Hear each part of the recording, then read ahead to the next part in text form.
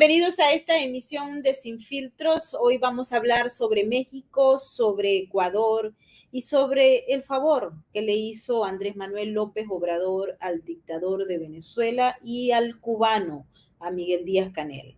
También vamos a conversar sobre las elecciones en México y sobre el desarrollo de unas marchas que están teniendo lugar en México y donde los venezolanos son los principales participantes.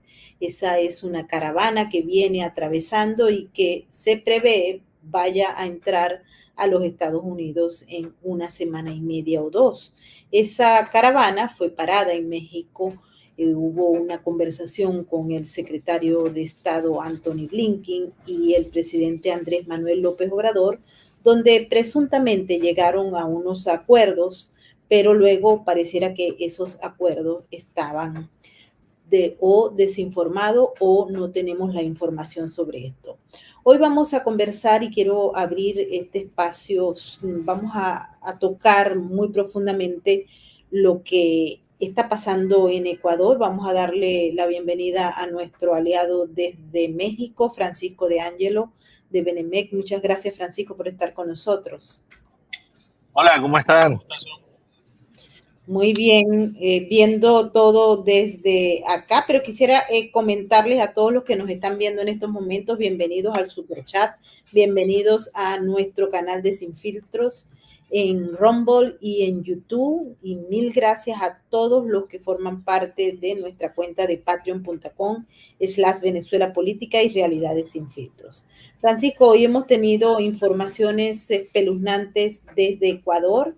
Una colega va a unirse a esta discusión en breve porque nos va a explicar la implicación que existe, porque hoy observamos, como lo vimos cuando mataron, cuando asesinaron el sicariato a Fernando Villavicencio, nuestro colega y amigo que estuvo aquí en Sin Filtros y que pues lo mataron. Fue un magnicidio que tocamos acá y muy profundamente nos llevó. Así que vamos a hablar primero de Ecuador, Francisco, y vamos a darle la bienvenida también a uno de los expertos que más ha entendido el problema, Eduardo Hurtado. Muchas gracias por estar con nosotros, Eduardo. Hola, Neibor. Hola, Francisco. Un placer, como siempre, estar aquí contigo, tu programa. Un placer para nosotros. Hola, Eduardo. Eduardo, empecemos porque tú has hecho un informe que da en el dedal. El problema que está viviendo en estos momentos Ecuador, vale la pena resaltar que el presidente Noboa tiene apenas 46 días en el poder y hay un estado de excepción, hay una especie de presentación de un escenario que ya se había vivido y que ahora recrudece. Adelante, Eduardo. Bueno, Neibor, hemos estado conversando y hemos estado viendo lo que está sucediendo en Ecuador en estos momentos. Lo que llamamos nosotros Ecuador está en llamas, ¿no? Y han sido una recopilación de ideas producto de varios análisis, como el arte de proteger bajo riesgo político y el poder de conocer tu amenaza, el cual contempla la manera en que debes planificar cómo combatir el crimen organizado en un país de alto riesgo, como en este caso Ecuador. Hemos visto o creemos que no hay una planificación o no hubo una planificación estratégica en cómo combatir el crimen organizado en Ecuador, y por consiguiente hay esta crisis. Es una crisis lamentable. No se ve un plan de reacción de emergencia, no se ve un plan de gerencia de crisis, hay un impacto político. Entonces los daños colaterales se pueden ver a flor de piel, y esto puede ser contraproducente para una gestión que apenas está iniciando. En 46 días que lleva el presidente Noboa en el gobierno, es imposible que se tenga un plan estratégico. Yo creo que, no estoy seguro, pero creo fervientemente que fue una decisión apresurada de los organismos de seguridad pública que están asesorando al presidente Noboa. Creo que debieron planificar mejor, reagruparse, tener asegurado la logística, el presupuesto, la capacitación, la inteligencia, la contrainteligencia, antes de tomar una decisión de combatir el crimen como lo hicieron de esta manera.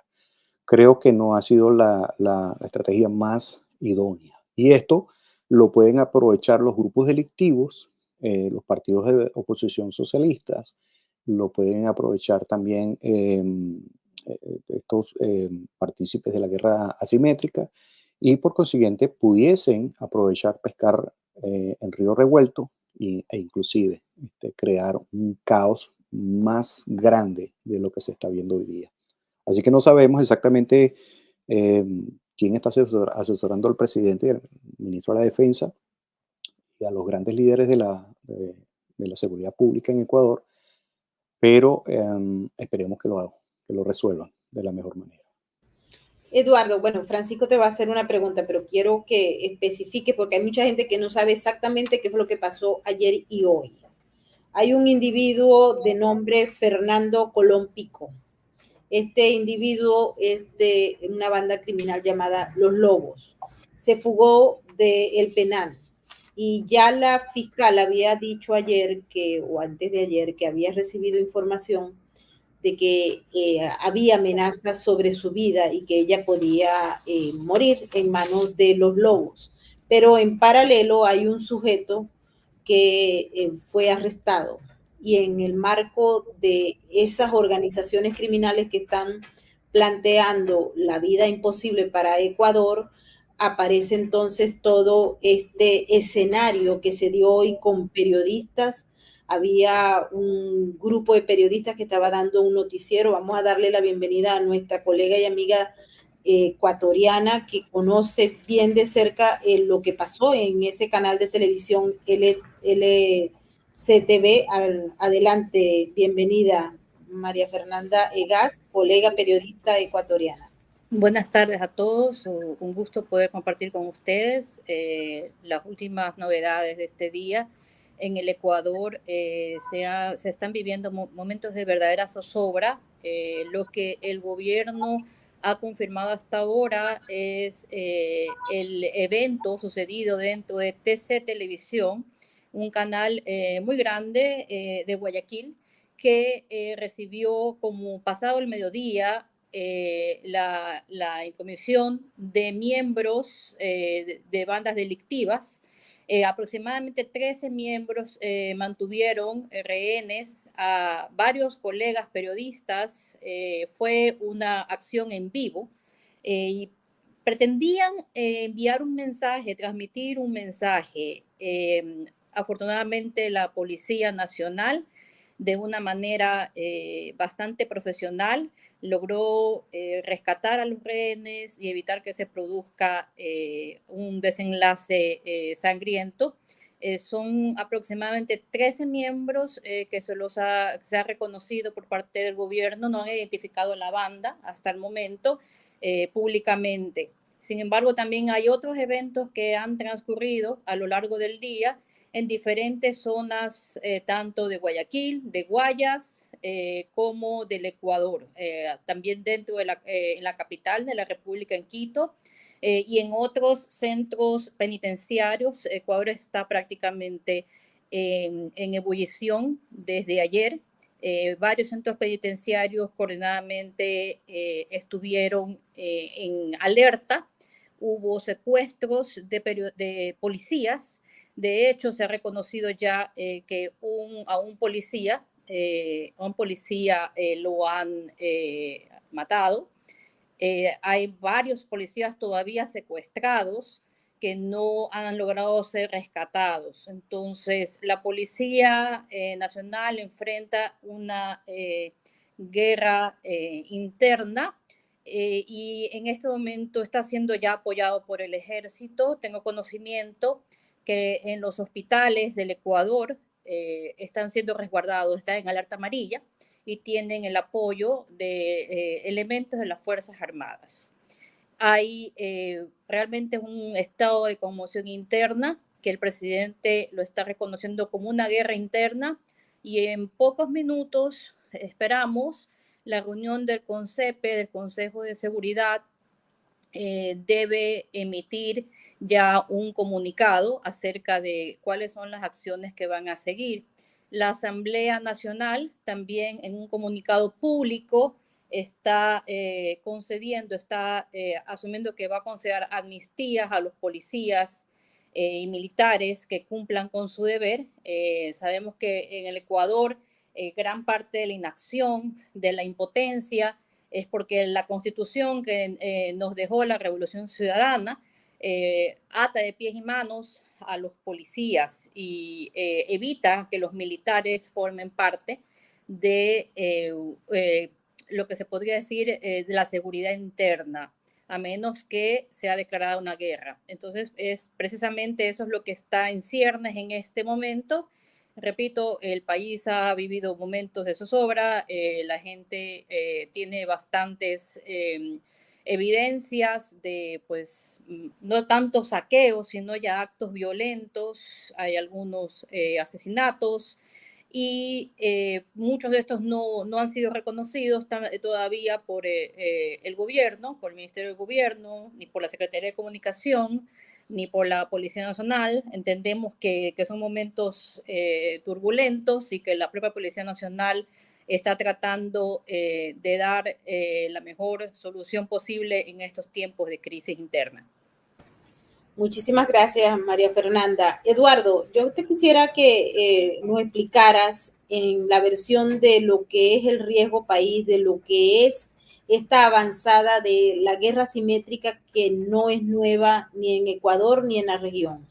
Pero cuando esta gente llega allí a la televisora, que están en vivo, que se ven las armas, que la gente que ya tiene como un efecto traumático producto de lo que ocurrió el año pasado y que pensaban que con el presidente Noboa podían estar las cosas más en calma y mira cómo está ahora, ¿qué es lo que se puede esperar? Porque definitivamente, y tú lo has planteado en tus libros, está la organización criminal tratando de ocupar los espacios del Estado. Lo mismo ocurre en México y ya vamos a conversar en la segunda parte con Francisco, que nos va a explicar lo que está pasando en México y cómo esa estructura política segmentada con el crimen organizado busca espacios, trata de tomar decisión y por supuesto que trata de manipular y atemorizar a la gente.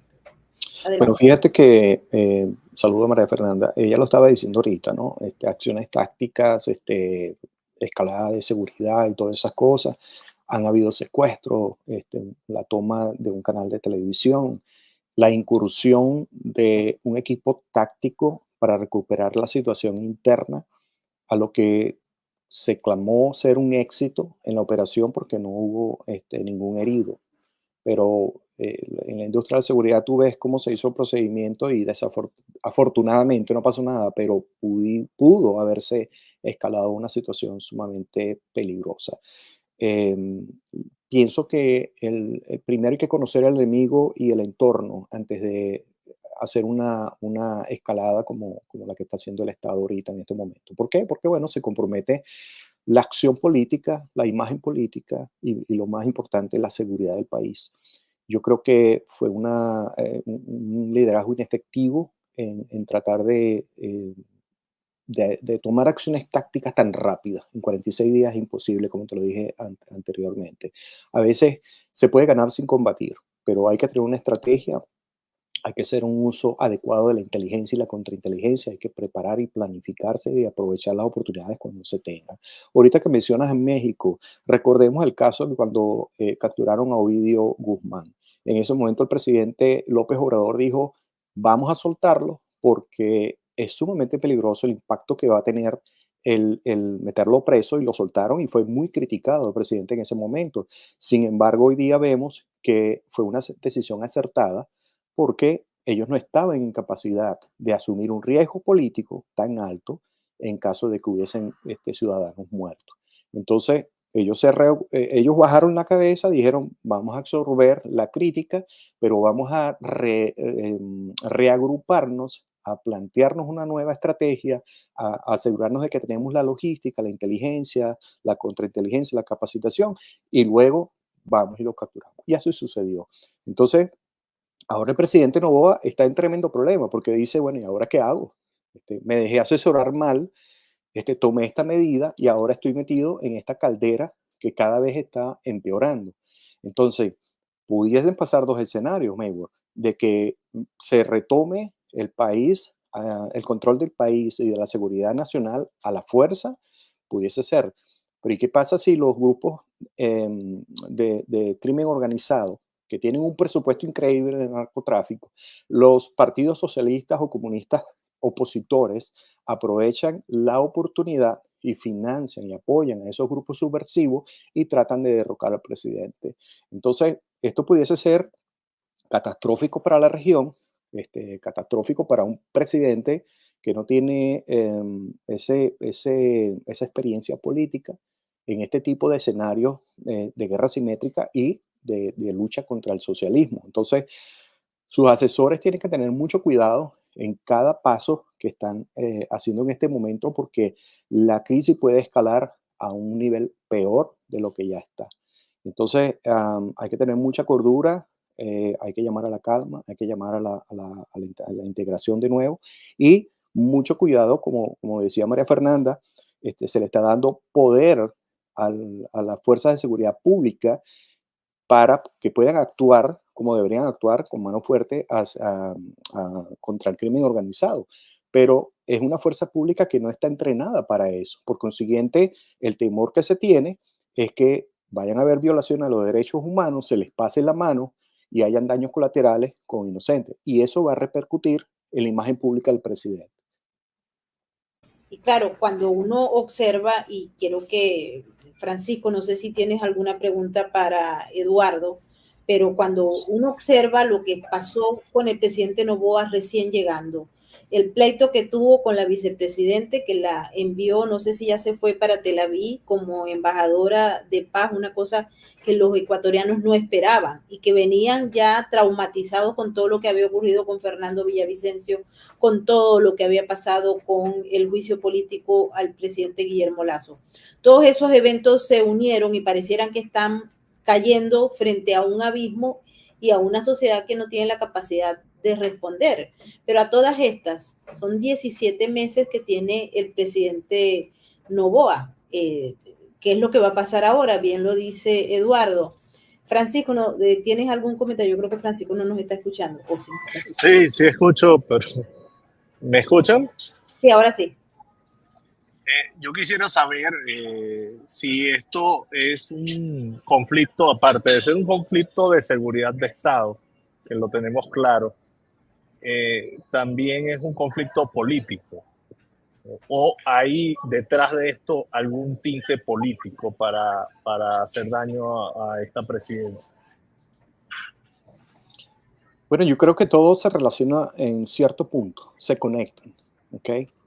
Quizás las acciones de los líderes de la seguridad pública en una rápida demostración de resultados quisieron aplicar el efecto Bukele y creer que Ecuador es El Salvador y que se puede hacer todo de manera inmediata.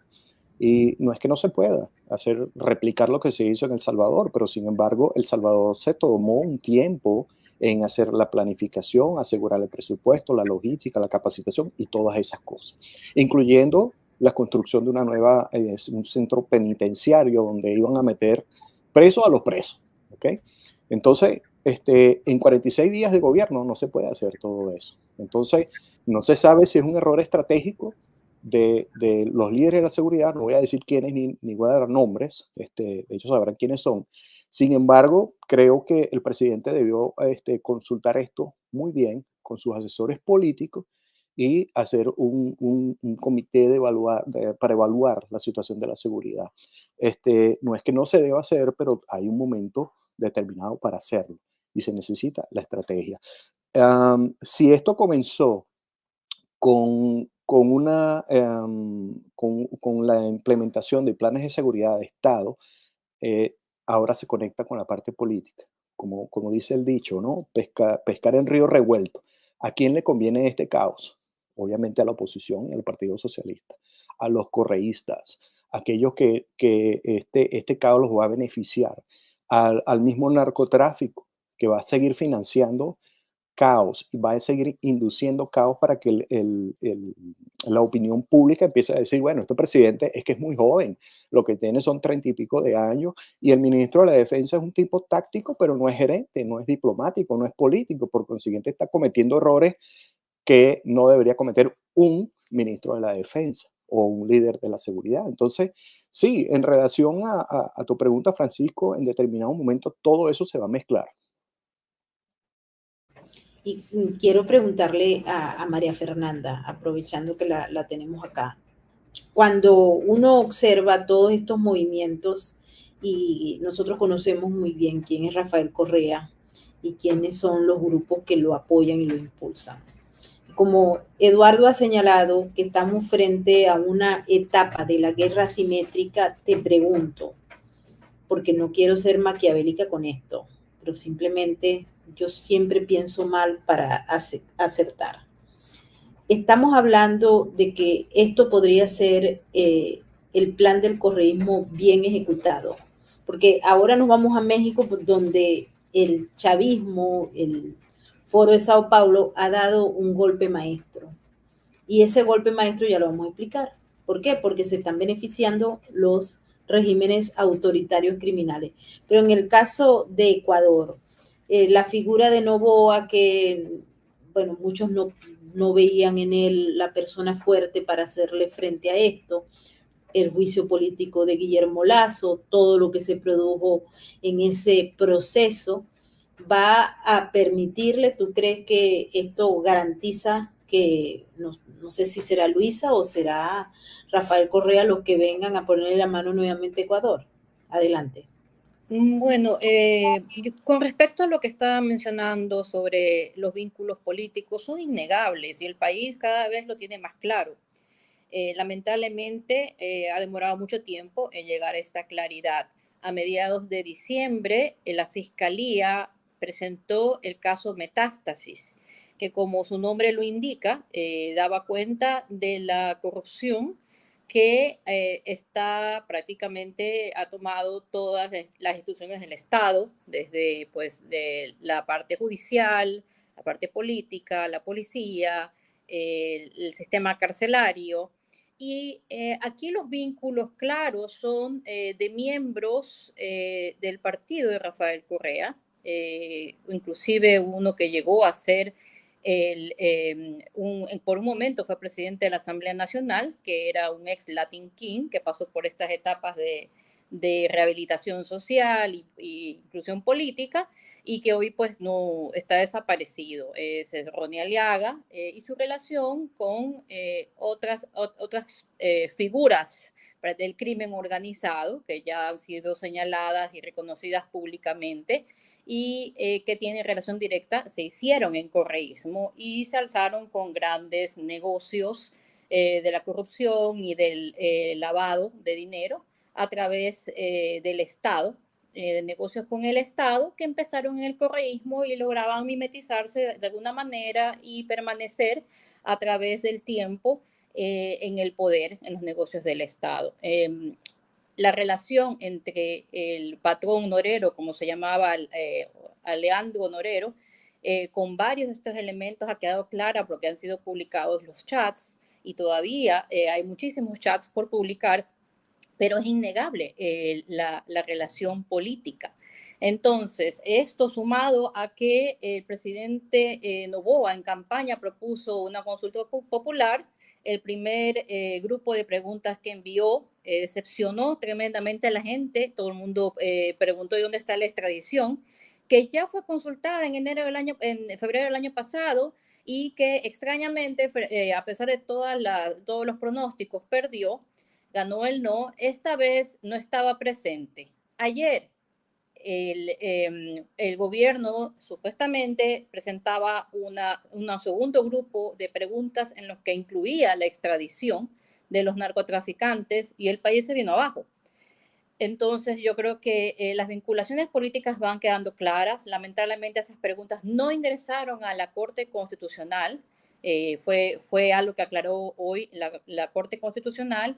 Y acto seguido hemos vivido los actos violentos que estamos reportando tristemente. Yo creo que no hay duda, la gente lo tiene muy claro. Hoy un periodista en Cuenca lo ha dicho públicamente, ha cuestionado públicamente a miembros del partido de Rafael Correa que están en funciones del Estado, están en las alcaldías, están en las prefecturas, están en las concejalías, obviamente están con una mayoría en la Asamblea Nacional, y hoy en día pues es muy difícil no poder señalarlos porque hay bastantes evidencias. Yo creo que la guerra asimétrica la estamos entendiendo a las malas, pero se practicó anteriormente cada vez que Guillermo Lasso quería hacer este cambio de los famosos reos ilustres de cárceles. Pasaban estas mismas situaciones, pero el correísmo simplemente se encargó de adjudicarlos a un mal manejo del gobierno, lo cual sí, hay que reconocer que los carteles de droga con este financiamiento están mejor armados que el gobierno, que la policía. Entonces, antes, yo coincido con lo dicho, que antes de responder había que estar en la misma o superior capacidad de respuesta táctica y estratégica para poder darle golpes realmente profundos a los carteles. Sin embargo, lo que se logró es que ellos se reforzaran más, estuviesen más preparados, se tomaran las cárceles donde con el tiempo se han encontrado verdaderos almacenes de polvorines prácticamente, ¿no? De armamentos y de explosivos, y está en una superioridad ante el Estado. La respuesta de ellos pues la estamos viendo hoy, pero yo creo que Noboa hasta hace una semana quizás estaba pensando más en su reelección. Ya habían, se podría decir, anuncios, propaganda en el país de Daniel Noboa al 2025, y hoy ha tenido que replantearse que tiene que ser presidente hoy. Hoy y rápido, ¿no? Bienvenido, Carlos Ibarra, desde Ciudad de México. Un placer tenerte nuevamente con nosotros porque formas parte de este equipo de Sin Filtros México. Vamos a pasar al tema de México porque hay una circunstancia muy interesante. El secretario de Estado, Antony Blinken, estuvo en México y sostuvo una reunión con Andrés Manuel López Obrador. Allí floreció una estrategia que ya nosotros habíamos advertido en múltiples oportunidades, porque nos habían comentado eso desde hace un tiempo atrás en Caracas. Se había manejado esa estrategia y fue sorpresa la nuestra cuando observamos que Andrés Manuel López Obrador lo planteó de una manera estratégica al secretario de Estado Antony Blinken. ¿Cuál fue la estrategia? Primero, usamos la inmigración, las caravanas, como una herramienta de guerra asimétrica, y Eduardo nos lo va a explicar, él ha estudiado el tema de México con mucho ahínco. Inundamos a Estados Unidos, creamos colapso, agotamos las autoridades y vemos la capacidad de respuesta de los Estados Unidos. Utilizar la gente como víctima de una guerra, porque hay muchos que vienen a los Estados Unidos y se enlazan en esas caminatas, atravesando la selva, pasando hambre, pasando necesidades y violándose los derechos en muchos de los lugares donde están, siendo objetos sexuales. Muchos, nosotros tenemos casos aquí en la ciudad de Nueva York y en muchos otros lugares de los Estados Unidos, documentados. Pero ¿qué es lo que pasa cuando los regímenes autoritarios de Maduro, de Díaz-Canel, de Daniel Ortega, utilizan la herramienta de guerra, que es la inmigración, para luego revertir? Y ahí está la declaración de Andrés Manuel López Obrador. Él le dijo, si usted quiere cambiar la estrategia, es decir, que se acabe todo esto, entonces la vía es no trabajar junto conmigo, sino levantar las sanciones y entregar fondos a esos regímenes, levantar las sanciones por completo y transformar el sistema económico. Pidió la liberación de las sanciones del régimen de Nicolás Maduro y las de Cuba en un solo paquete.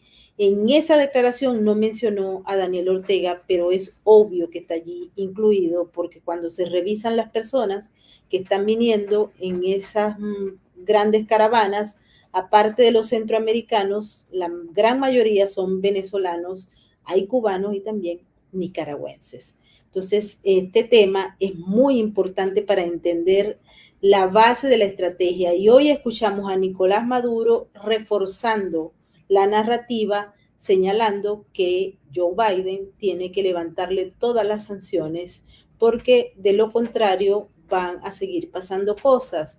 Maduro quiere que Estados Unidos le quite las sanciones y acusó prácticamente al Departamento de Estado, al Departamento de Tesoro o la Casa Blanca de haberle mentido, porque el levantamiento temporal de las sanciones para él solo fueron la entrega de licencias de la OFAC para empresas transnacionales de petróleo para que fueran a hacer negocios con PDVSA. El resto de las sanciones él quiere que se las levanten, incluyendo el lío que hay con Citgo, que ayer la Corte Suprema de Justicia dijo que no iba a recibir, no va a revisar un fallo que establecía algún cambio para evitar que todos los acreedores que están en la lista le pongan la mano a las acciones de Citgo, que definitivamente va a ser subastada en una corte en el distrito de Delaware. Así que no sé por dónde nos vamos, pero este tema quiero que lo centremos y lo agotemos porque a mi juicio es el más importante al inicio de este año. Nos vamos, no sé si con Carlitos, que nos haga el reporte y luego nos vamos con el resto del panel. Adelante. Vamos a aprovechar para darle la bienvenida a Hugo Achá, que sí, creo que está muchas gracias, querida Ma. Adelante. Adelante, Carlos. Sí, muchas gracias, querida Maybord. Sí, ¿me escuchas? ¿Me escuchan bien? Queridos amigos, pues fue un gusto saludarles desde la capital mexicana y sí, efectivamente ha sido en materia de política y sobre todo en materia de política bilateral prácticamente el encuentro más importante que se tuvo Carlos, para... Carlos, tienes un problema con el micrófono. A ver, voy a cambiar el micrófono. ¿Se escucha mejor así? Sí, sí, adelante. ¿Me escuchas mejor? Creo que sí.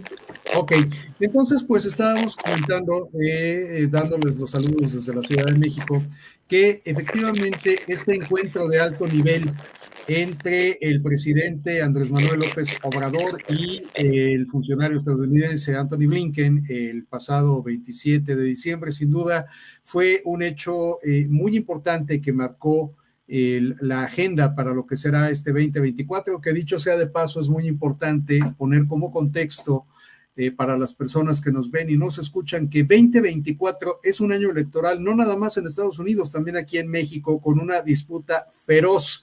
Y evidentemente el tema migratorio no es un tema menor, porque por un lado el presidente López Obrador quiere quedar bien con su homólogo estadounidense, con el gobierno de los Estados Unidos, y por otro lado no se está atendiendo el tema de migración desde un punto de vista humanitario, sino como bien lo mencionas, Maybord, desde un punto de vista de diferentes intereses.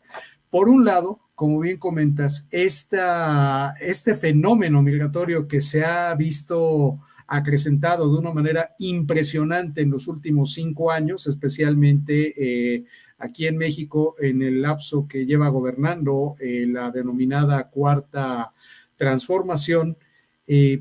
Tenemos eso por un lado, pero por otro, el que forma parte de una narrativa para insistir un día sí y al otro también cuando se toca este tema por parte del presidente López Obrador en meterse en asuntos que no corresponderían tanto a la política exterior mexicana y que de hecho las opiniones del presidente rompen con esta tradición de no intervención en los asuntos de otros países o en los asuntos bilaterales de otras naciones, al mencionar que se deben, como bien comentabas, Maybord, acabar con los bloqueos específicamente y reiteradamente lo ha dicho hacia la nación de Cuba y ahora también hacia Venezuela, pretexto que de esta manera se acabará con el problema migratorio, o por lo menos esa es la narrativa de la llamada Cuarta Transformación aquí en México, que de hecho, dicho sea de paso, López Obrador aprovecha cada oportunidad, cada foro internacional para,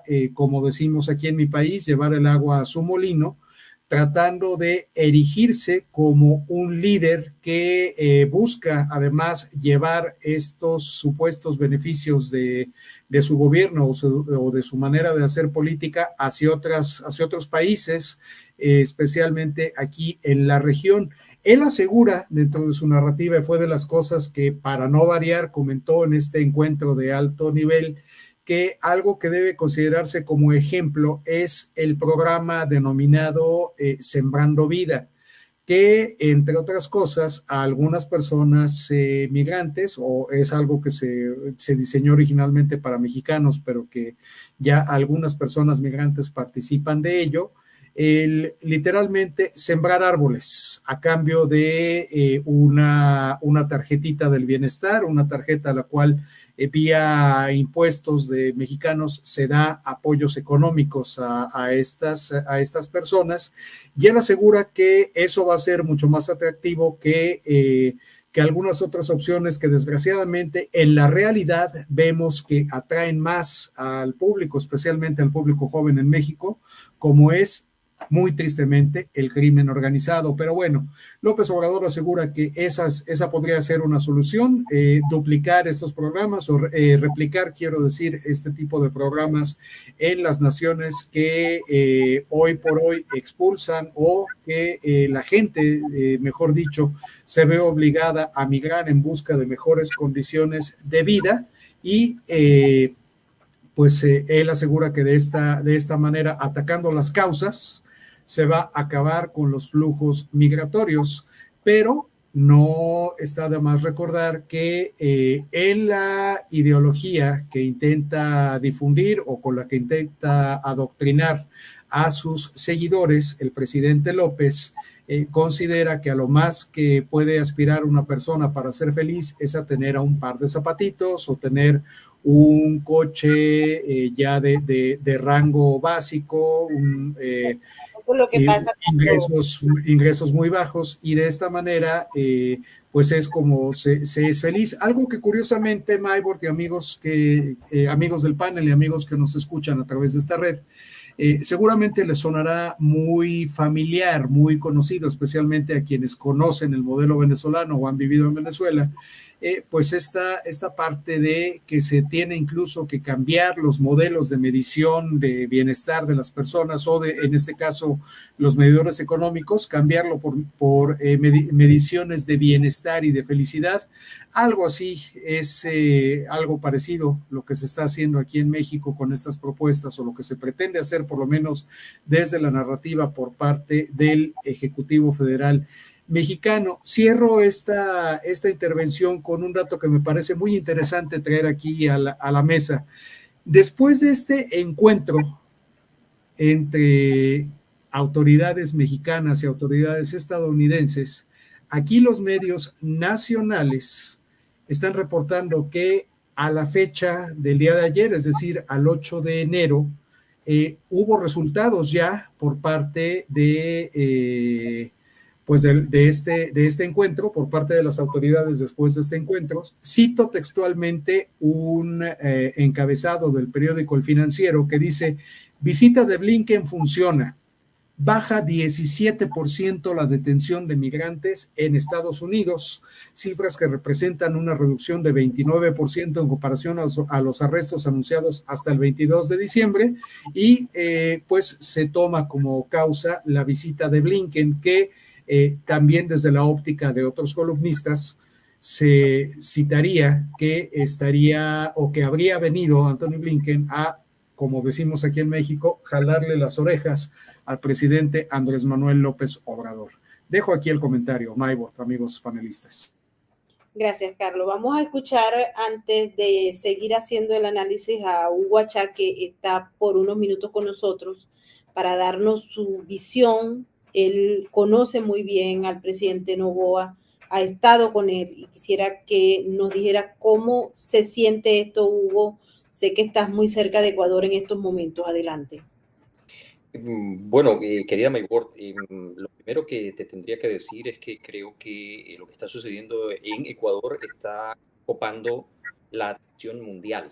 No es todos los días que se ve una situación de un Estado cuasi rebasado por las capacidades del crimen.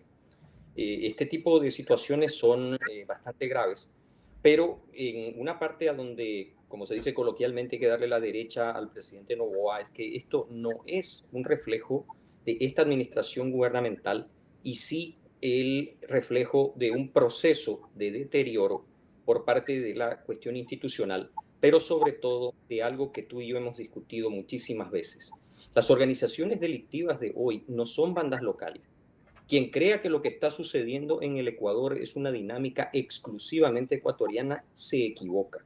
Las capacidades operativas, técnicas, logísticas, financieras e inclusive mucho del aspecto político del momento en el que se da esta situación está conectado con modelos híbridos, con gobiernos íntimamente vinculados a el operar del crimen transnacional organizado y que hoy día no conciben sus actividades sin el apoyo, reitero, de la logística financiera que les da este crimen organizado. Creo que el Ecuador está bajo asedio, pero también refleja en lo que ha sucedido la peligrosidad de las soluciones a la ligera y del pensar que la réplica de modelos pueden simplemente trasplantarse.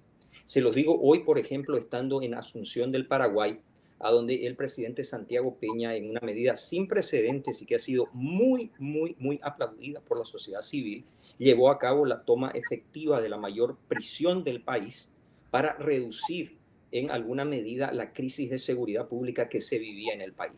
Y un poco replicando el comentario del colega que me antecedió, y sí, porcentualmente vas a ver un reflejo de los números que te van a acompañar esta acción en lo inmediato.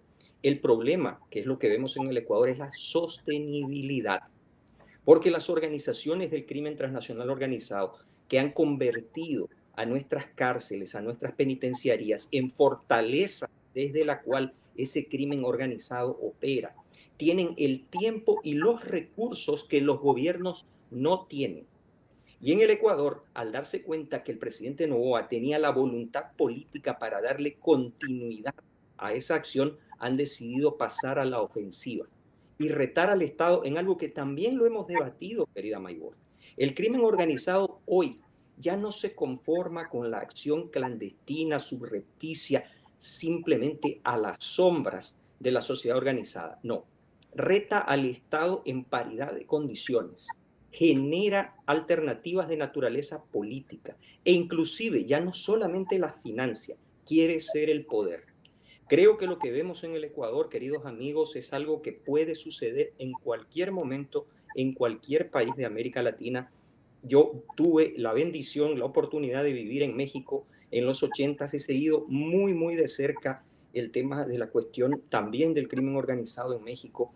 Es un error garrafal creer hoy que un Estado de modelo clásico westfaliano, no importa la orientación ideológica de su gobierno, puede enfrentar solo a este fenómeno.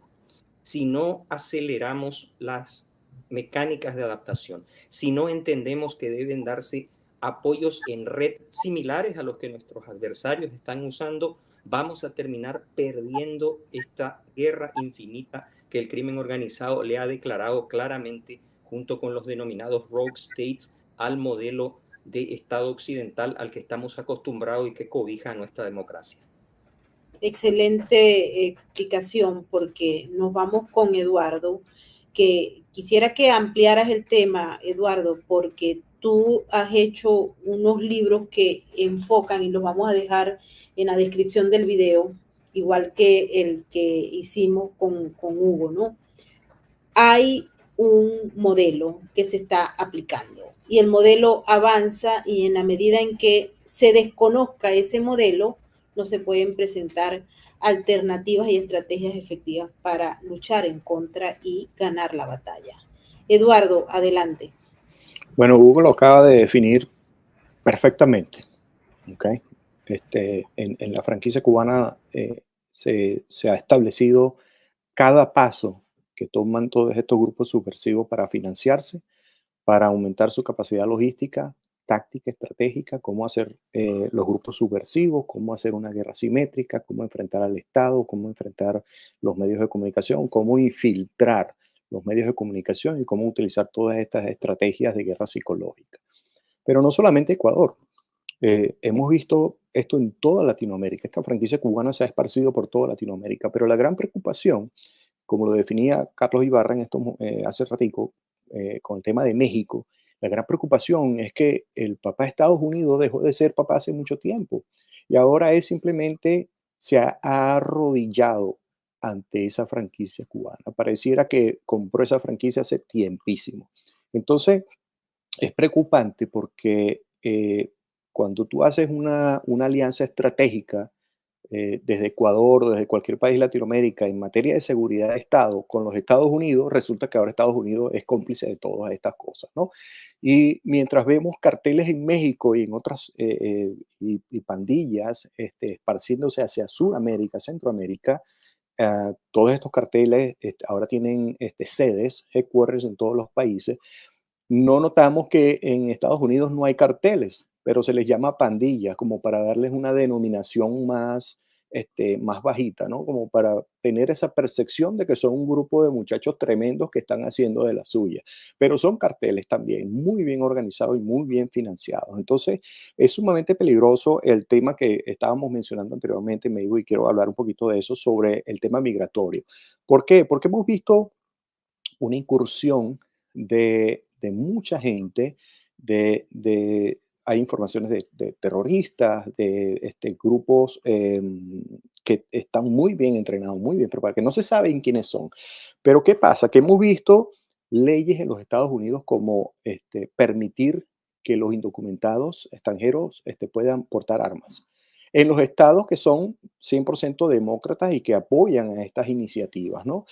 Pero por otro lado hemos visto eh, grupos que lo hacen pasar como que son un grupo de jóvenes que están protestando en contra de la policía, pero sin embargo tú ves cómo están perfectamente planificados y organizados, cómo estratégicamente hay un grupo que es provocador, otros que están a cargo de filmar, otros que están encargados de hacer, cada uno tiene una misión y todos trabajan con una disciplina, una organización increíble.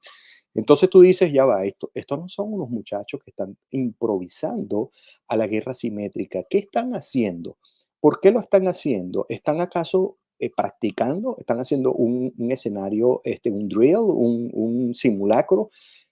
La semana pasada vimos en Miami, en un centro comercial, un grupo inmenso de muchachos jóvenes entre 11, 17 y 18 años. Crearon un caos increíble que la policía tuvo que ir, todos tuvieron que ir a acudir a resguardar la seguridad. Pero, ¿qué pasó con los medios de comunicación? ¿Tú sabes lo que dijeron? Que habían reportado un ataque alien en el mall y por eso acudió la policía. Pero nadie habló de que era un grupo organizado creando caos.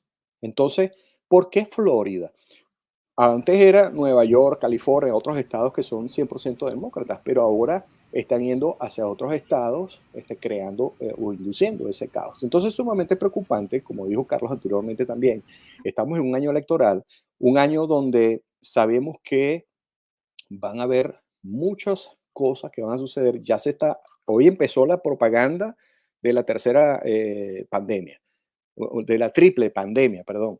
Entonces ya están induciendo miedo, están diciendo que hay que usar las máscaras de nuevo, que precisamente en el año electoral. Entonces, todo se relaciona, todo, México, Estados Unidos, Venezuela, Colombia, ahora Ecuador.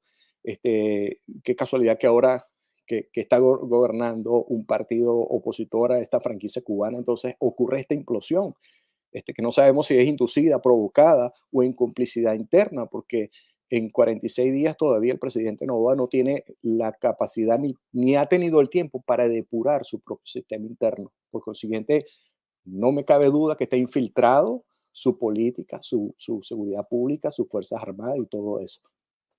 Ahí te la dejo. A mí tampoco me cabe duda. Francisco de Ángelo, tú estás acostumbrado a hablar con migrantes día a día, todos los días.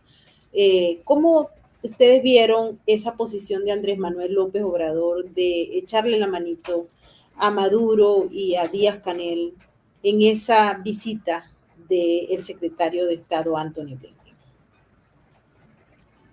Francisco. Bueno, es algo que es común acá.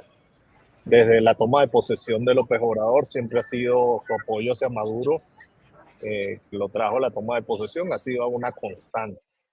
Y la visión del presidente, que creo que no comparte México y muchos políticos hasta de su partido, es esa visión antigua o quizás nostálgica de que el régimen cubano era un régimen bueno, que iba a hacer un cambio revolucionario. Pero esa visión a nosotros los venezolanos nos ha hecho un enorme daño y a su vez es innegable que estamos viviendo el tema migratorio como un arma silenciosa. Los migrantes lo están utilizando como una especie de soldados silenciosos para hacer daño a lo que ellos llaman el imperio americano, pero como dice Eduardo y Hugo también señala, es una cosa tan rara que el imperio americano no pone coto, no actúa, sino más bien parece que está de acuerdo con esta migración masiva, desordenada, que ha cobrado miles de vidas, que vivimos en México con secuestros constantes y con un problema de gobernabilidad que tiene López Obrador, lo trata de tapar, por supuesto, es un buen comunicador, pero hay grandes zonas de México que no están siendo gobernadas por el gobierno mexicano y por ahí pasan los migrantes y la migración se ha hecho un grandísimo negocio para las mafias que les cobran en cada tantos kilómetros para que sigan caminando y también secuestran, ¿no? Tenemos el caso de hace unas semanas que secuestraron 31 migrantes, los bajaron de un autobús, se armó un lío y bueno, el gobierno se movió y los recuperó, pero ¿cuántas llamadas no tenemos a Benemets de hermanos venezolanos y de otras nacionalidades que son levantados, que son secuestrados y luego no aparecen? Y el tema del secuestro es grave porque es algo que empezó tímidamente hace 2 o más años. Tomaban a los migrantes, les pedían $100, ahora les piden $10,000 y la gente vende lo que sea para que los liberen. Entonces, hay un gran negocio ahí, el gobierno mira para otro lado. Y hay un tema interesante también en la migración. Eh, eh, los migrantes que están llegando, que nos están llegando a México, ya no son aquellos migrantes que se querían quedar en México refugiados o querían cambiar su vida. Ellos quieren ir a Estados Unidos. Entonces, al Estados Unidos decir no van a pasar, o se lo preguntaba hoy a personas de varios partidos políticos mexicanos con que desayuné, les decía, ¿ahora qué van a hacer con estos miles, cientos de miles de migrantes que se van a tener que quedar en México? Porque no hay un plan de trabajo, no hay un plan ordenado de ver qué van a hacer estos migrantes. Nosotros en enero, Benemets, en enero del año pasado fuimos invitados por Coparmex a Ciudad Juárez. Nos hablaba la gente de Coparmex, que es una especie de cámara de comercio importante en México, que tenían más de 10,000 puestos de trabajo y los migrantes no quieren trabajar, los migrantes lo quieren es seguir hacia Estados Unidos. Están todo el tiempo esperando que se les dé una cita. Entonces eso hace que no se integren tampoco a la sociedad mexicana. Entonces es un problema grave, porque no es solamente que lo están usando como moneda de cambio para, por ejemplo, el gobierno venezolano lo dijo Maduro, que al ETSAP se lo entregaron porque también bajara la presión migratoria. O sea, es público y notorio que es un arma que están utilizando esta desgracia, estos grandes regímenes terribles que tenemos, dictatoriales, que hasta que no se vayan estos regímenes no va a acabarse el problema, siempre lo digo.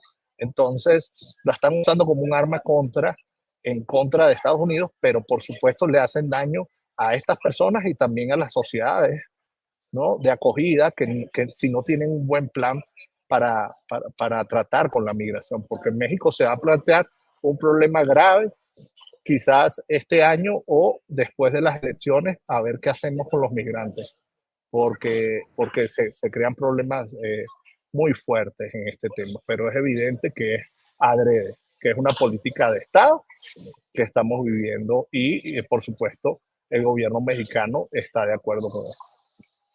Así es.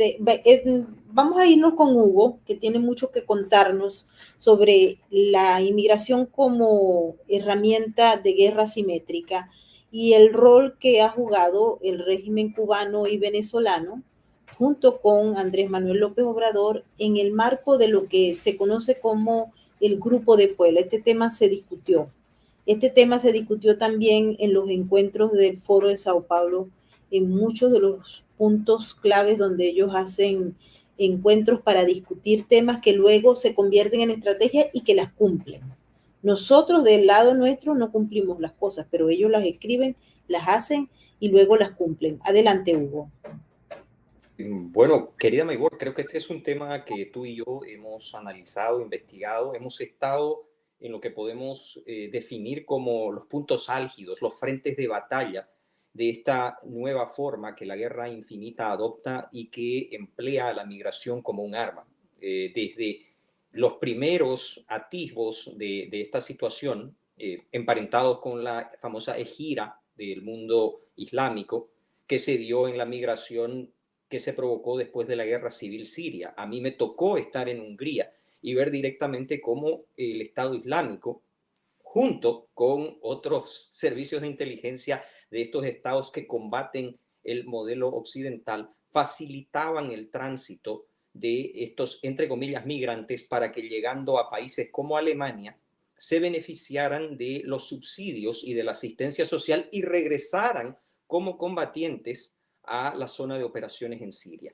Seguimos, tú y yo, muy de cerca, querida Maybor, lo que sucedió en la frontera polaco-lituana cuando los servicios de inteligencia rusos, en cooperación con el dictador de Bielorrusia, el señor Lukashenko, testaron las capacidades de reacción del flanco norte de la OTAN y una parte de esas conclusiones que Putin creyó haber extraído fue de que de la fragilidad operativa y de la carencia en el apoyo podía llevar a cabo lo que hoy día es su agresión a Ucrania. A esto, que también lo hemos seguido de cerca contigo, querida Maybor, con nuestro colega y amigo Joseph Heumeyer, las famosas caravanas. Caravanas que en su organización se discutieron en lugares como mi natal Bolivia, que han sido financiadas a través de dineros que vienen directamente del narco y que, apalancando a organizaciones no gubernamentales, han ocasionado una verdadera diáspora que, exacerbada por las condiciones de brutalidad, de pobreza, de depauperación, que por ejemplo en la patria tuya, querida Maybor, ha impulsado al exilio a 8 millones de seres humanos. Hay que realmente aquilatar lo que es desplazar, lo que para muchos otros estados es a veces 2 veces y 3 veces la totalidad de su población. Cuando tú y yo intentamos explicar esto, por ejemplo, en los países del Báltico, se nos quedan mirando con sorpresa. Pensar que 8 millones de seres humanos puedan ser el pasto de operaciones que, por un lado, son de guerra asimétrica, son de agresión hacia un adversario geopolítico, pero al mismo tiempo alimentan los ciclos de las organizaciones criminales que se benefician del narcotráfico y del tráfico y trata de personas, es alucinante. Y finalmente, la mención al tema de Cuba.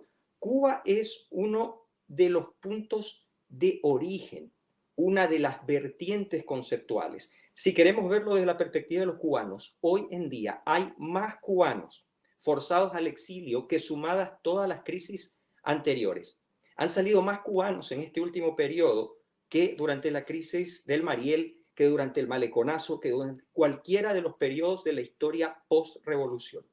Y al mismo tiempo que se da esta situación a donde casi 500.000 de cubanos sale al exilio, ese mismo modelo te está vulnerando, no solo a través de esta presión que se ha descrito hoy día, de los migrantes que, como muy bien ha dicho Francisco, no van a regresar, van a incrementar esa presión social, van a ocasionar una inestabilidad en México, van a forzar el paso a los Estados Unidos. Yo les dejo un dato, queridos colegas. De agosto del año pasado a octubre, ingresaron a territorio norteamericano 75.000 inmigrantes de alto riesgo. Escuchen bien, estos son datos de la patrulla fronteriza. 75.000 inmigrantes de alto riesgo. Quiere decir personas que no son de la región, no son mexicanos, no son sudamericanos, no son centroamericanos, son personas que vienen de los países definidos como países con alto riesgo de actividad terrorista. Saquen ustedes sus conclusiones. Son números nunca antes vistos. Hugo, un exponencial. Ese número es de un año. Sí, ese número es de agosto del Exacto. año 2022 a octubre. O sea, Exactamente. de eso estamos hablando. Entonces, estamos hablando de una ofensiva en toda la regla. Tenemos otra vez, y como Igor lo decimos siempre, tenemos que prestar atención a qué está diciendo el otro lado, a cuál es el discurso. Y es muy interesante observar cómo se discute, por ejemplo, esto en la televisión oficial y en la propaganda rusa. Cómo se exacerba el mensaje, cómo se construye la narrativa, cómo se trata de deshumanizar a los Estados Unidos, como si se tratara de un país carente de empatía, carente de solidaridad, cuando la realidad es exactamente la opuesta. Esto es una operación altamente compleja, con vertientes que vinculan al crimen transnacional organizado, a los llamados rogue states, y a una serie de actores internos y externos, estoy hablando internos desde la perspectiva de cualquier Estado, incluyendo a los propios Estados Unidos, que claramente tienen, y aquí cito a Xi Jinping, el propósito de cambiar el modelo, generar una mudanza histórica e imponer una nueva forma de, entre comillas, democracia. Porque para ellos la democracia no es el imperio de un régimen de libertad, de un régimen de paridad ante la ley. No, no, no. La democracia es la capacidad del Estado de llenar todas las, entre comillas, necesidades de una sociedad, incluyendo aquellas necesidades que la sociedad no demanda, a través del ejercicio de la autoridad vertical. Maybor, yo te quiero agradecer muchísimo la oportunidad. Yo voy a regresar porque tengo un compromiso impostergable, pero estos espacios son imprescindibles para entender lo que está sucediendo y cómo lo que pasa en el Ecuador hoy día no es algo que debe preocuparle solo a los ecuatorianos, sino al mundo en su conjunto. Muchísimas gracias, Hugo, por tu participación en esta tu casa. Nos vemos pronto. Y ahora quiero conversar con María Fernanda para qué es lo que tú opinas en relación a este tema, porque ahora los ecuatorianos también han incrementado y se han unido a los venezolanos y a los colombianos, que también muchos están huyendo del gobierno de Gustavo Petro, que está alineado más o menos en la misma línea. Adelante, María. Creo que María no nos está acompañando, ¿nos está oyendo? Esto es un vivo, señores, así es que vamos a esperar a ver si María se conecta. ¿Nos escuchas, María? No nos escucha. Bueno, nos vamos entonces con un tema, porque en paralelo a lo que les he planteado de Andrés Manuel López Obrador, haciéndole esa segundita, cumpliendo con la misión que se le encomendó y haciendo la estrategia, hay otro elemento clave que quiero que toquemos en esta parte, y es que eso no quedó solamente en la solicitud, como si fuese un canciller, Andrés Manuel López Obrador, ante el gobierno de Joe Biden para que se levanten las sanciones de Cuba y de Venezuela.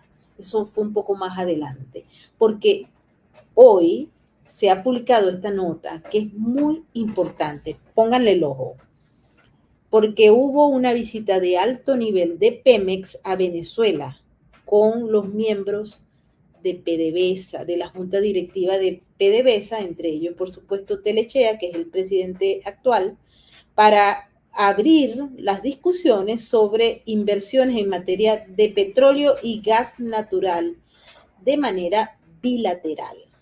Cuando se une al tema de lo que hemos visto como esta guerra asimétrica, nada menos y nada más que el petróleo y el gas, aquí estamos hablando en otra dimensión. Esto se había anunciado, pero no se había concretado. Ahora empiezan a hacerse todas las acciones coordinadas bilaterales, y vimos también qué pasó con Trinidad y Tobago.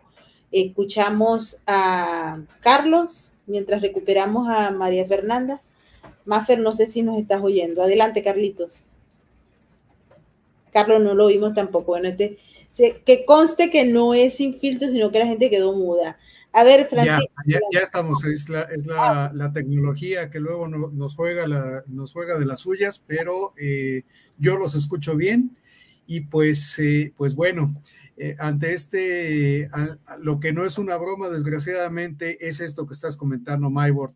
Vemos pues este tipo de negociaciones en los que una y otra y otra y otra vez, sean cuales sean los temas, vamos a ver que el presidente López siempre está buscando llevar agua al molino de sus grandes aliados, de sus grandes amigos, que dicho sea de paso, tristemente, pues son los dictadores de la región latinoamericana, los grandes dictadores, todos aquellos líderes que encabezan países donde se ha implementado el modelo de socialismo del siglo XXI, esos son los favoritos del presidente López para buscar hacer negocio, llevarles negocio o ayudarles. Recordemos, ahorita haciendo un pequeño paréntesis, que cotidianamente barcos mexicanos llevan petróleo pagado con los recursos de los mexicanos, con nuestros impuestos, ¿por qué no? A apoyar al régimen del señor Díaz-Canel en Cuba.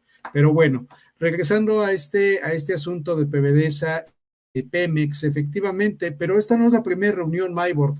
Hace 14 días ya autoridades de ambas empresas estatales se reunieron precisamente buscando posibles oportunidades de negocio, como bien lo comentas, no solamente con crudo, sino también con gas natural.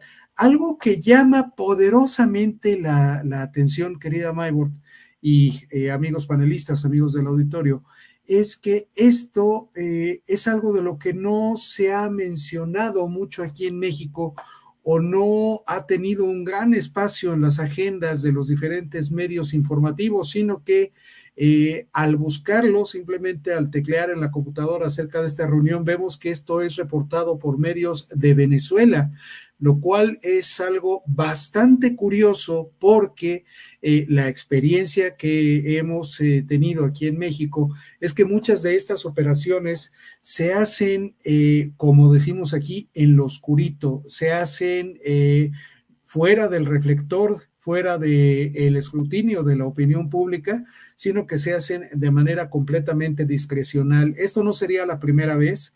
Personalmente, como ciudadano mexicano y como periodista, lo llegamos a comentar en su momento aquí en el programa, en el Aeropuerto Internacional de la Ciudad de México, vimos aviones de Venezuela que estaban en un área que es reservada para que las aeronaves pernocten, y que obviamente la pregunta es, ¿qué están haciendo aquí? ¿Qué trajeron de Venezuela? O dicho sea de paso, ¿qué es lo que se van a llevar para allá? Porque eran aviones de carga. Hablamos, por ahí les compartiré nuevamente este reporte que fue de hace aproximadamente año y medio, 2 años. Pero bueno, regresando al punto, tenemos que fue justamente la televisión venezolana, BTV, en donde se dio a conocer este encuentro que habrían tenido las altas autoridades de PDVSA. Entre ellas también participó gente de alto nivel del gobierno, Delcy Rodríguez, para ser exacto, según este reporte, y del lado de México, nada menos que el director general de Pemex, el polémico Octavio Romero Oropeza. ¿Por qué lo llamo polémico a este personaje?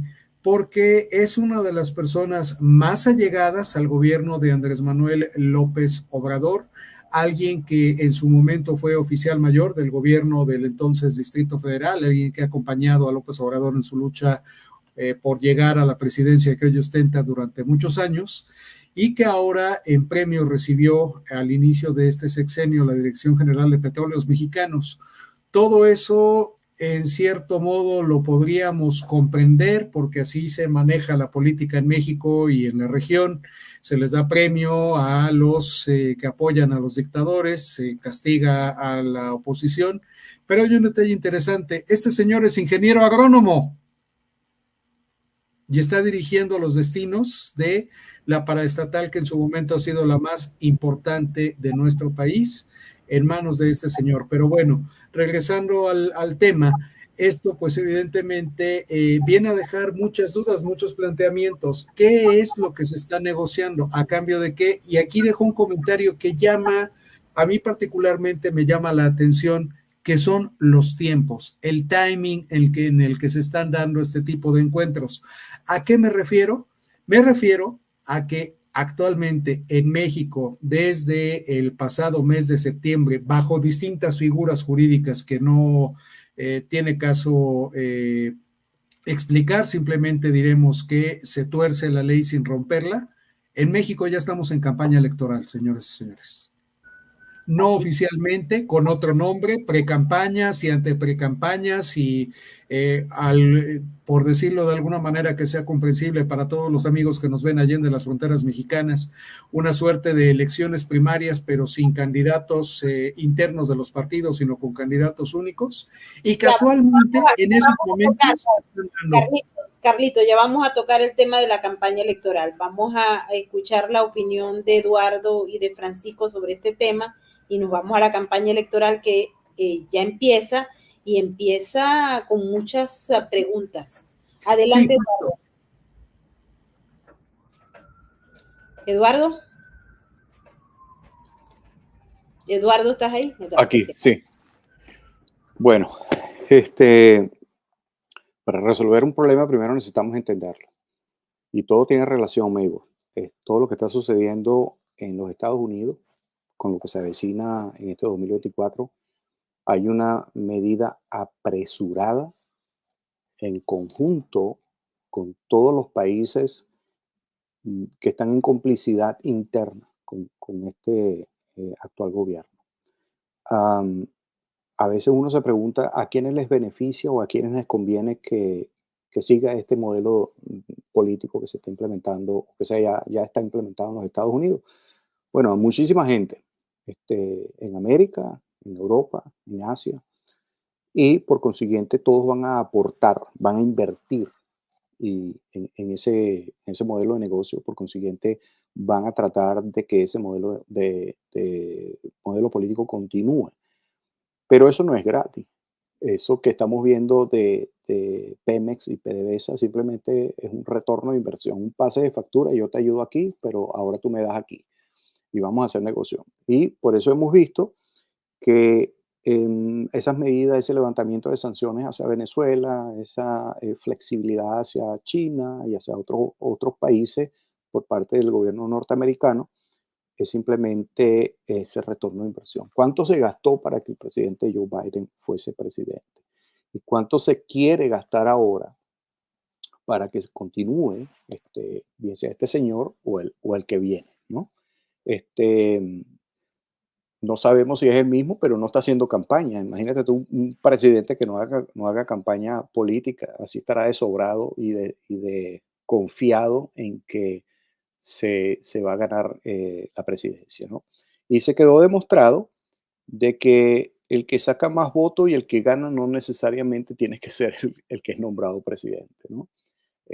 Yo creo que la historia, la gente ha despertado, sabe lo que está sucediendo, están abriendo los ojos, están reaccionando, pero estamos luchando contra un enemigo muy fuerte, con un músculo financiero muy fuerte. Estamos viendo actos terroristas, terrorismo doméstico, como dijimos en una oportunidad en uno de tus programas, Maybor, la mutación del terrorismo. Ya no son los medios convencionales de terrorismo que conocíamos muchas en la historia.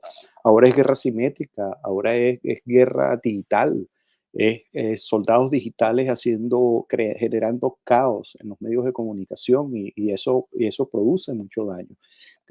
Crear esa percepción de que se está derrotando cuando realmente es un grupo minoritario muy bulloso en contra de un grupo que ya ha despertado, que es una gran mayoría, pero que sigue en silencio y no hace absolutamente nada. Por eso la importancia de programas como el que tú diriges hoy día. Muchas gracias, Eduardo, por tu opinión. Nos vamos con Frank, que también está muy ansioso de darnos a conocer los últimos detalles de esa campaña electoral en México. Y cómo pintan, cuáles son los puntos, quiénes son los candidatos buenos y quiénes no son los candidatos buenos. Sabemos que hay uno que se quiere quedar, pero no se va a poder quedar. Cuéntanos, Francisco.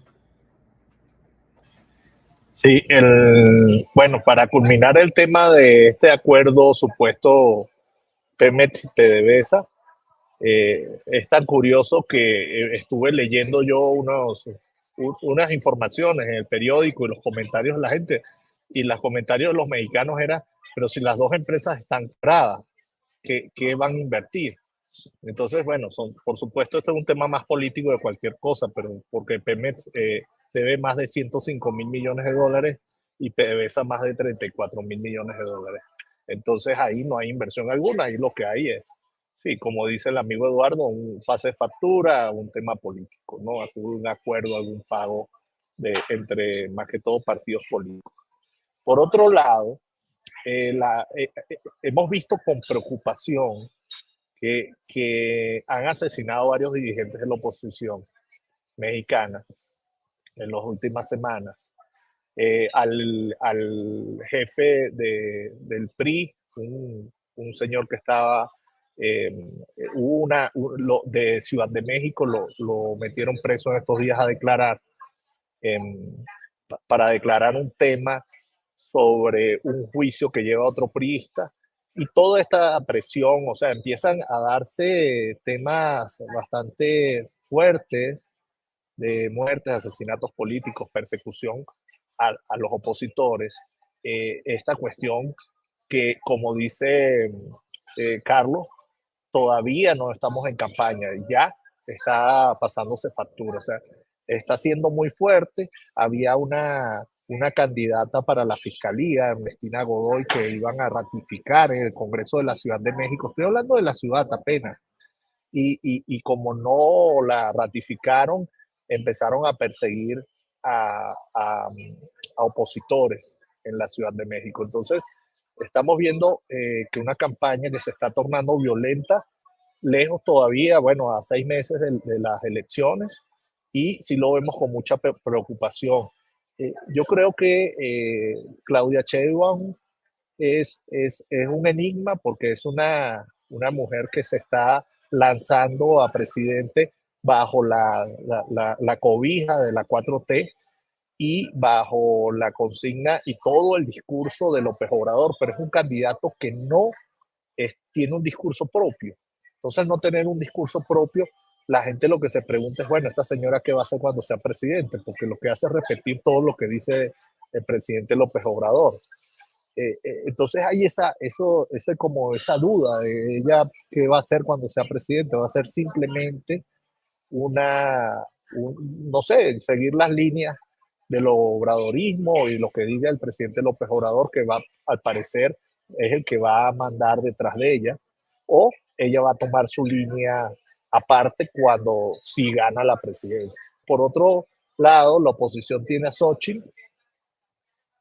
Xochitl ha hecho ciertas cosas buenas últimamente, como fue al sur del país y fue a Veracruz. La estaban amenazando que no fuera. Cada vez que va a sitios, más que todo el sur del país, que es muy de Morena, muy de la 4T, entonces la amenazan, le hacen problemas para que no llegue, pero cuando llega tiene un recibimiento monstruoso y de bastante acogida. Entonces, la cosa está pareja, diría yo, no está tan fácil. Decir que la delincuencia organizada está de un lado u otro, yo creo que es un análisis muy por arriba, muy por encima, muy ligero. O sea, este es un país complejo donde hay serios problemas de delincuencia organizada y yo creo que se ha tratado de ver que la delincuencia organizada está con uno, con otro. Yo creo que hay delincuencia organizada que apoya a cada lado de la moneda, ¿no? Y es preocupante, pero eso es la verdad. O sea, no las tiene tan fácil ni un partido ni el otro, ¿no? No las tienen fácil. Lo que me preocupa, y es lo que estuve discutiendo hoy con unos líderes, unas personas importantes de partidos esta mañana, es que no veo el tema migratorio, no veo esta guerra simétrica en el discurso. O sea, el discurso todavía o no ha salido porque no quiere salir, pero el discurso no ha sido de profundidad. Vemos unos discursos todavía de campañas muy timoratos, muy light, ¿no? Y no se están tocando los temas reales que estamos viendo y no sé qué quieren hacer. Yo estoy pidiendo una reunión tanto con la persona que lleve migración o que tengo entendido que va a ser Alejandro Encinas, que era el que era director de Comar en México, que es un señor que sabe bastante de migración. De parte de Claudia Sheinbaum, estoy preguntando a la gente de Xochitl también que me diga quién va a llevar el tema de migración, o sea, quién va en la campaña va a discutir este tema, para que se reúnan con nosotros y nosotros entender qué postura tienen, porque es que esta es una bomba de tiempo. El tema migratorio, ya dijimos, les va a explotar la cara al presidente que llegue y tienen que hacer un plan y un plan serio, ¿no? Por otro lado, hay un tema en el Tribunal Supremo, en la Corte Suprema de Justicia Mexicana, entró una nueva magistrada y también el discurso se ha vuelto, la doctora Batres, se ha vuelto pero nefasto. La señora llegó diciendo que es que ella quiere bajarse el sueldo, que la meta del seguro social, o sea, vaya, discusiones que tienen que haber en un Tribunal Supremo, un país de estas dimensiones, bajarlo, o sea, ponerlo a un nivel de discutir solamente temas de que si el sueldo lo tengo alto, lo tengo bajo, eh, da risa.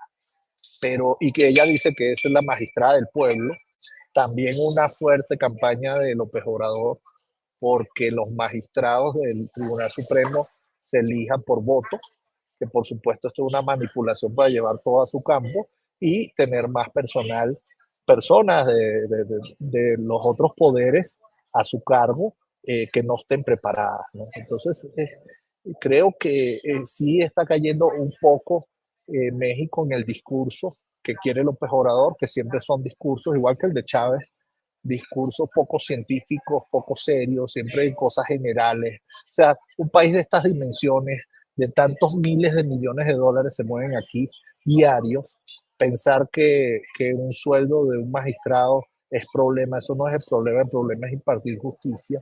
El problema es que haya separación de poderes, el problema es que no haya pobreza, o sea, hay muchos problemas serios. Esos no se discuten. Aquí lo que se discuten son puros paños calientes, puros discursos light, muy dados hacia el posmodernismo, hacia lo que estamos viviendo hoy en día, que el Estado ha perdido poder, ha perdido discurso, ha perdido los gobiernos, no controlan, y eso es un fenómeno internacional, ¿no? Entonces, la verdad, preocupante, pero bueno, falta mucha tela de cortar. La buena noticia es que no creo que esté ganando ni uno ni otro. Todavía hay esperanza de que el gobierno cambie. Todavía hay esperanza, vamos a ver. Carlitos, nos vamos contigo, nos estamos pasando un poquito de tiempo y luego nos despedimos con Eduardo, cuyo libro plantea lo que estaba señalando Francisco, así es que invito para que pasen por la página de Eduardo Hurtado, porque su libro tiene un resumen extremadamente bien planteado sobre lo que acaba de decir Francisco de Ángel y lo que hemos comentado en este programa. Adelante, Carlitos. Carlitos. Pues sí, estamos ante parece que ya me escuchan. Sí, coincido completamente con Francisco, estamos y obviamente también con todo lo que ha expuesto Eduardo. En el caso de México estamos en tiempos bastante interesantes en los cuales la aguja política se está moviendo de una manera interesante y algo con lo que yo me quedo con lo que está pasando es que la elección del próximo 2 de junio aquí en el país, en el que se va a elegir a presidenta o presidente de la República, se van a elegir gobernaturas, se va a renovar completamente ambas cámaras del Congreso, va a ser una guerra en la cual no se va a dar ni a pedir cuartel. Coincido con quienes dicen que la narrativa presidencial busca desmoralizar, busca hacer creerle a todo el mundo que ya el triunfo de Claudia Sheinbaum va a ser un hecho. Creo que esto todavía no es así y las señales las estamos viendo muy claras. Por un lado, los embates del gobierno, que como bien dice mi compañero Francisco, busca a como dé lugar deshacer las instituciones que le estorban, para establecer completamente un modelo parasocialista. Y número 2, en el caso de la Suprema Corte, a como dé lugar tomar este poder y también que sea un poder al servicio de la 4T. Recordemos que ha sido la Suprema Corte de Justicia de la Nación quien en su momento ha detenido las intentonas, que ya hubo dos por parte del presidente López, de tomar el control del Instituto Nacional Electoral, entre otras cosas quitándoles presupuesto. Y quien ha sido el freno y el contrapeso ha sido la Suprema Corte de Justicia de la Nación, por lo que de inmediato el presidente interpuso lo que él llama el plan C, que es llamar a la población y buscar obviamente esto a través de una figura legislativa, que los ministros de la Corte sean elegidos por voto popular, por el pueblo bueno. Obviamente el presidente lo hace a sabiendas de que tiene el poder, de que en este momento, si siendo oposición, si habiendo sido oposición, tomó el paseo de la reforma en el año 2006, ha encabezado cualquier cantidad de protestas que le han resultado muy caro a México, por lo cual en su momento se le llamó un peligro para México. Imaginémoslo ahora teniendo el poder y teniendo las Fuerzas Armadas. Va a ser una batalla muy dura, pero hay esperanza. Cierro con esto. Recordemos que el día de ayer la fiscal de la Ciudad de México, afortunadamente a partir de las 12 de la noche del día de hoy vamos a llamarla exfiscal, adiosito, Ernestina Godoy, no fue ratificada y fue gracias al voto de la oposición, 25 votos que no le dieron a Morena y sus aliados en la Ciudad de México, la mayoría calificada que necesitaban 44 votos, solo lograron 41, 25 fueron en contra, que permitieron que este personaje oscuro que se ha dedicado a perseguir opositores políticos, entre ellos, como bien comentaba hace un momento Francisco, hace unos días se dio la detención de un exdiputado que es Tonatiuh González, solamente llevado, esposado y demás, a declarar en el juicio que se está llevando contra Cuauhtémoc Gutiérrez de la Torre, un ex líder priista de la Ciudad de México, acusado de trata de personas, pero recordemos que los tiempos en política y sobre todo las coincidencias en política no existen. Casualmente, en este timing, en estos momentos, con la presión del Congreso de la Ciudad de México por ratificar o no a esta llamada fiscal a carnal, porque es muy apegada, muy amiga de Andrés Manuel López Obrador y sobre todo de Claudia Sheinbaum, justo en esos tiempos se da esta detención, esta orden de presentación para llevarlo a declarar ante un juez, porque supuestamente no se había presentado voluntariamente, haciendo de todo esto un show mediático. Lo dejo aquí en la mesa nada más para que cada quien saque sus conclusiones y digan si sí o no, o reflexionen si sí o no, esta persona era una fiscal carnala queriendo hacer de la impartición o, en este caso, la procuración de justicia, un arma política de Morena y sus aliados para fortalecer a la llamada 4T de cara a las elecciones, que dicho sea de paso, y con esto cierro, si bien las encuestas marcan a Claudia Sheinbaum como todavía como puntera, cada vez más se está acercando más Xóchitl Gálvez, y esto es porque desafortunadamente para ella la candidata oficial tiene el carisma de mis audífonos. Lo dejo de ese tamaño. Bien interesante tu planteamiento, Carlitos. Eduardo, ¿cuál es tu posición en relación a las elecciones que van a tener lugar en el mes de junio y que estaremos cubriendo por Sin Filtros México? Bueno, definitivamente hay que educarse, Mayward, a través de tu programa, entre otros programas que hacen que la gente despierte y tenga ese sentido objetivo sobre lo que está sucediendo en el mundo y en América específicamente. Entender que para resolver un problema hay que conocer realmente el problema a fondo, y a través de todos estos programas hemos ido educando sobre estos temas, ¿no? Tenemos que terminar de despertar a esa gente que todavía está en estado de negación y está en ese bloqueo, que entiendan que quizás los intereses personales deben ponerlos a un lado, porque no solamente afectan a otros, se afectan a ellos mismos también. Am, Creo que a través de los libros que he estado publicando he tenido esa campaña de esparcir esa verdad. Desconocer la verdad te hace esclavo de la mentira. El poder de conocer tu amenaza, el cual es la seguridad empresarial en México, el arte de proteger bajo riesgo político. Ambos libros están nominados para el mejor libro del año 2023. Vamos a ver qué sucede.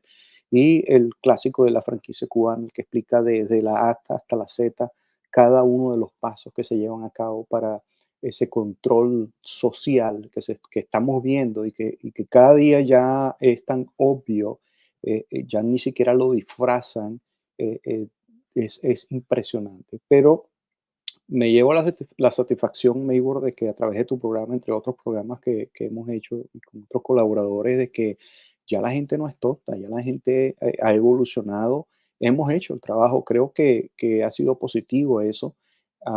La percepción que se maneja es que todavía somos débiles y no tenemos la fuerza, pero sí tenemos la fuerza de contrarrestar esta tendencia globalista, así que tenemos que seguir empujando y mandando esa información. Gracias, buenas noches. Así es, tenemos la fuerza para seguir empujando y evitar que esta gente se quede y logre su objetivo. Queremos darle las gracias a toda la gente que ha participado. Hoy tuvimos un programa muy movido, es Sin Filtros México, y vamos a tocar solamente México, pero se presenta el drama de Ecuador.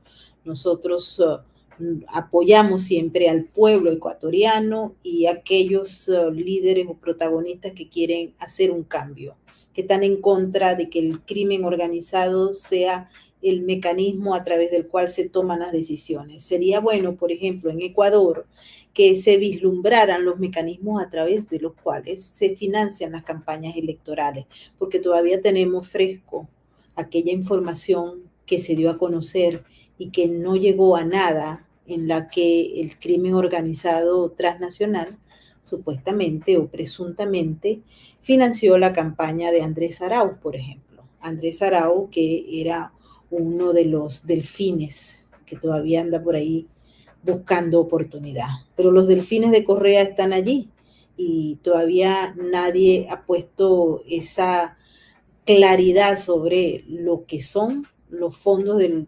narcotráfico y del crimen organizado para escoger los políticos que van a asumir la presidencia o cualquier otro cargo de importancia a nivel nacional. Si pasa eso en Ecuador, hay que recordar lo que también Colombia está en este tema embarrancado, porque el hijo de Nicolás Petro, el hijo de Gustavo Petro, también estuvo relacionado con esto y hay muchos señalamientos en función del financiamiento, no solamente de los carteles internos, sino también de o regímenes o gobiernos como el de Nicolás Maduro, que anda con su maletazo, y ese chavismo ha manejado campañas y ha financiado campañas desde Cristina Kirchner hasta Mel Zelaya en Honduras. Por todos lados ha pasado esa maleta, que una vez que se reciben esos fondos, hay compromisos que se crean y los gobiernos no pueden gobernar sino en función de los compromisos que se adquieren. Por eso queremos hacerle un llamado no solamente a las autoridades en Ecuador, sino también al pueblo, de gran solidaridad, porque sabemos que los ecuatorianos la están pasando mal y no de ahora, tienen rato en eso. Nosotros los venezolanos, que venimos prácticamente del futuro, le podemos decir que la agonía no nos va a acabar, las ganas de luchar por seguir libres, por conseguir la libertad o por recuperarla cuando la hemos perdido. Hablamos del caso de Venezuela. México tiene una gran oportunidad ahora, así como los Estados Unidos y muchas otras naciones. Nos vamos con esta. Quiero agradecerle a todos los amigos que han estado en el superchat, unos comentarios extraordinarios que nos vamos a tomar el tiempo para leerlos. Al igual que quiero darle las gracias a nuestro equipo, porque nuestro equipo hace posible Sin Filtros. Nuestros moderadores, Migdalia Chirinos, Norma Flores, Titi Gómez, Lontán, Nesta, Félix Guedes, Tamares López, María Isabel Valencia, Loli Espinosa y Carla Oropesa. Nuestro equipo técnico, Javier Carrero y Miguel Sanz, y por supuesto nuestro aliado Luis J. Martín de Libres 2.0, que también nos apoya en este programa, y a nuestros aliados maravillosos desde México, porque este es Sin Filtros México, Francisco de Ángelo de Benemex y Carlitos Ibarra, ambos haciendo un trabajo extraordinario para dar a conocer los puntos que están detrás de la noticia en México. Eduardo, mil gracias y un saludo a todos los que nos ven. A ti, Mego. Saludos, Carlos, Francisco. Gracias, un honor estar con ustedes. Gracias. Y feliz año a todos, feliz año a todos. Este año tenemos muchos proyectos, Francisco, Carlos. Bueno. Y que vienes para acá, entonces trabajaremos desde acá. Nos vamos a hacer Sin Filtros México desde allá, porque vienen, ojalá, noticias buenas. Las elecciones. Así es. Bueno. Ahora sí nos despedimos.